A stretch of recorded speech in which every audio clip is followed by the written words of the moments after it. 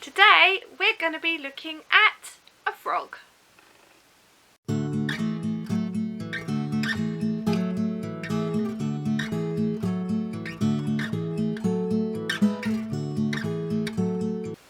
Hi everybody and welcome to my channel Kazzalistic, and hi to my new subscribers, thank you for joining me. So today we're going to be looking at this little fella. Apologies if you are frightened of frogs. I do have a friend that is terrified of things, so I apologise. Well, I presume, don't know why I'm apologising because you probably won't be watching anyway, but I'm sorry if any of you don't really like frogs. But I've done this with a little boy in mind. Probably no great surprise to you, those who've been with me for a while.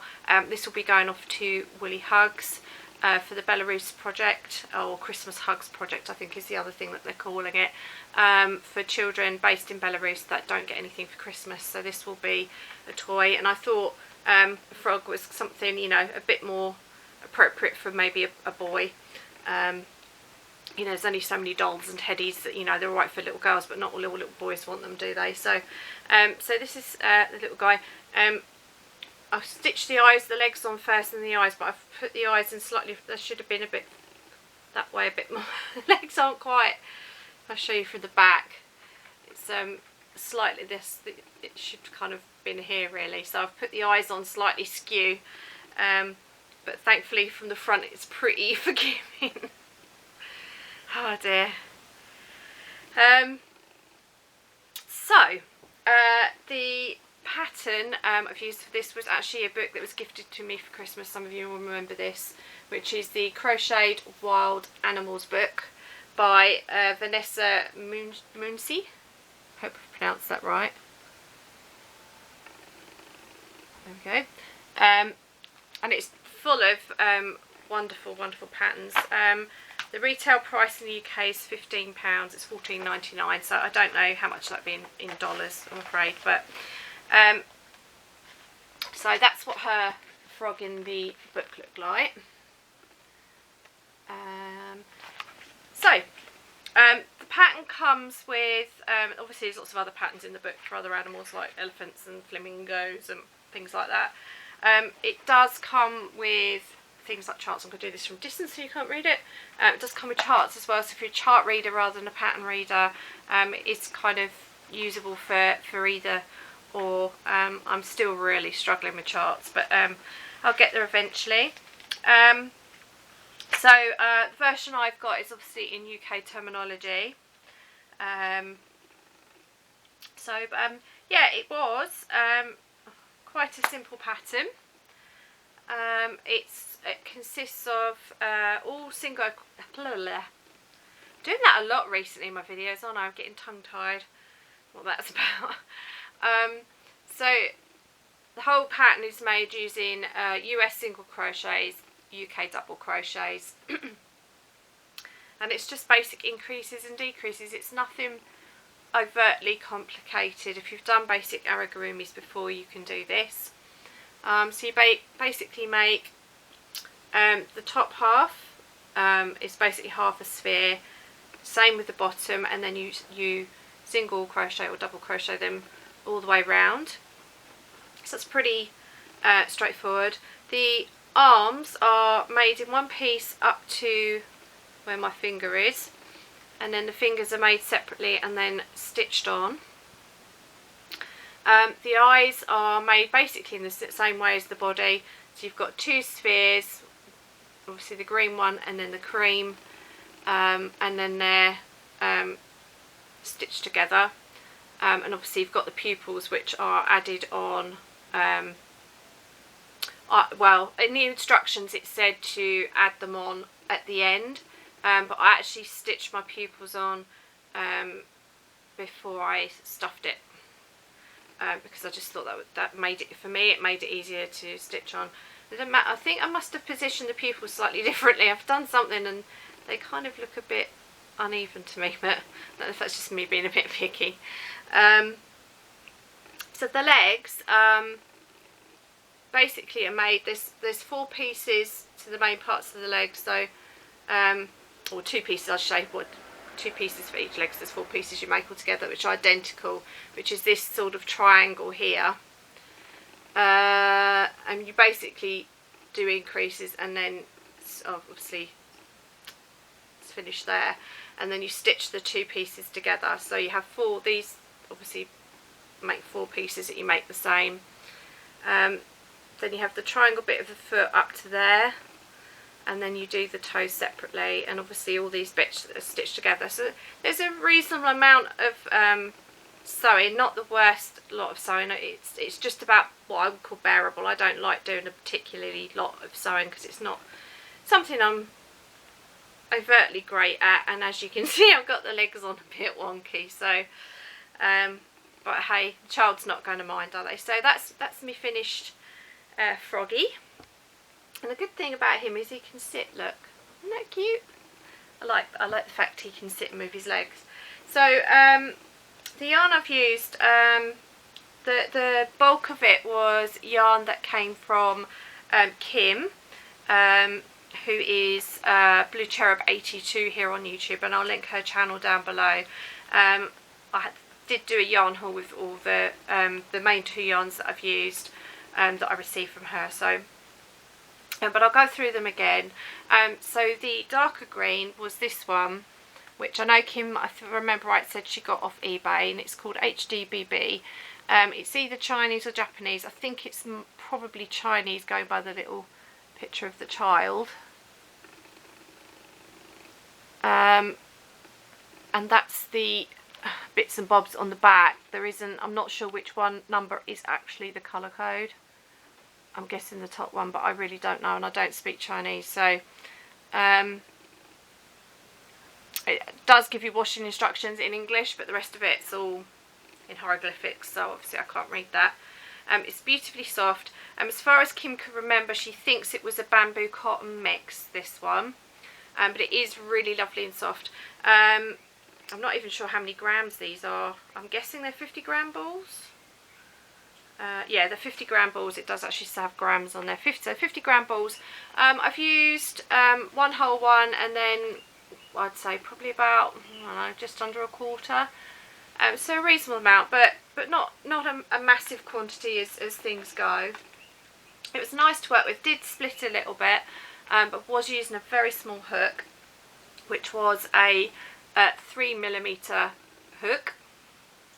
But that did make the stitches nice and tight and haven't any stuffing come out, so that did work quite well. For the lower part of the body, this bit here, I've used, again, this is yarn given to me by Kim. It's by Woolcraft, and it's called Baby Care DK. And the shade number is 606. And as you can see, it's basically a pale green. So it's just a pale green double knit. It's lovely and soft as well, so they worked well together. The light green did come out very, very slightly bigger than this did. But obviously they're different yarns, so I was a bit worried that this was going to look enormous, but then I thought, well, actually their bellies do look a bit bigger, so I stuffed him and obviously did the single crochets round, and actually I think it looks okay. It's not, I don't think it's dreadfully obvious that this came out slightly bigger, so I think I got away with that one, thankfully. So for the whites of the eyes, or I should say creams of the eyes, I used what was in my stash, which is a Mariner double knit, no great surprise with me. And the shade of this one is C-071, it's cream. I know that the code has changed, but cream is cream, isn't it? So cream double knit basically. And then for the pupils on the eyes, I grabbed the nearest thing to hand, which, having just finished the Shaun the Sheep recently, I still had some of the King Cole Price Wise double knitting, which remember I used for the body of the Shaun the Sheep that I did recently. So I used just a tiny bit of that, and the shade is shade 48 and it's black. So apart from the darker green, these were all 100% acrylics. All worked out fine, although they're all different makes and brands and stuff. It came out pretty well. So Sorry, a bit of a froggy throat today. So I think he came out quite well, so hopefully a little boy somewhere will benefit. The only thing I found really difficult was stitching the eyes on. It took me a little while to do. I was doing that just before I came on camera because I've been putting it off for the last 2-3 weeks. Hence why he's not been on camera sooner. But I thought I'd make myself do it. So he's done, so he'll be ready to post off. I have a mountain of stuff to post to Woolly Hugs, and I'm trying to save up to post it. It's going to be really expensive. So so that's it for the sharing bit today. My cockatiel in the other room has just started singing. He always does it every time I get on camera. It's like he knows. It's quite often you can hear him in the background, and I don't notice until I start editing. He stopped now. He must have heard me.